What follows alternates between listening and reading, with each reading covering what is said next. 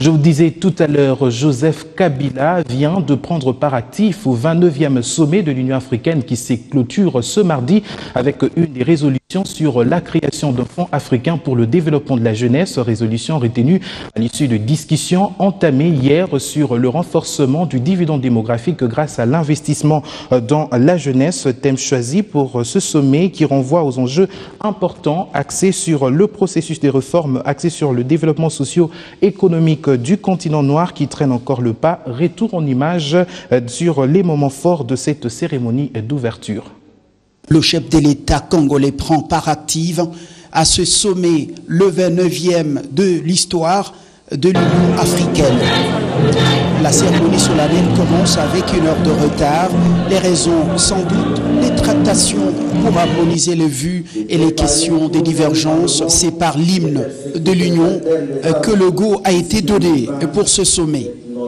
Dans un monde en bouleversement, les changements importants sont en cours pour adapter la gestion et la gouvernance politique en Afrique face aux défis sécuritaires, environnementaux et socio-économiques. Moussa Faki, le président de la Commission de l'Union africaine, dit avoir engagé l'Union, mais c'est un discours interrompu par une coupure de l'énergie électrique. Même ici, à la cité de...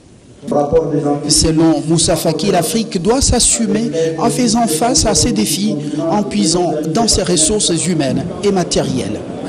L'autre moment fort de cette cérémonie, c'est l'adresse du président en exercice de l'Union africaine, le Guinéen Alpha Condé. Il a invité tous les pays africains à s'approprier la feuille de route 2017 de l'Union africaine. L'Afrique a décidé de prendre son destin en main pour son autofinancement, a déclaré le président Alpha Condé. Quand l'Afrique est unie et parle d'une seule voix, les résultats sont palpables. Parmi les enjeux de ce sommet, la jeunesse et le financement afin de réduire la dépendance de l'Afrique vers les partenaires extérieurs. Exemple de l'autofinancement, c'est la remise symbolique d'un chèque d'1 million de dollars américains issu de la vente aux enchères du bétail offert à la Fondation de l'Union africaine par le président zimbabwéen Robert Mugabe.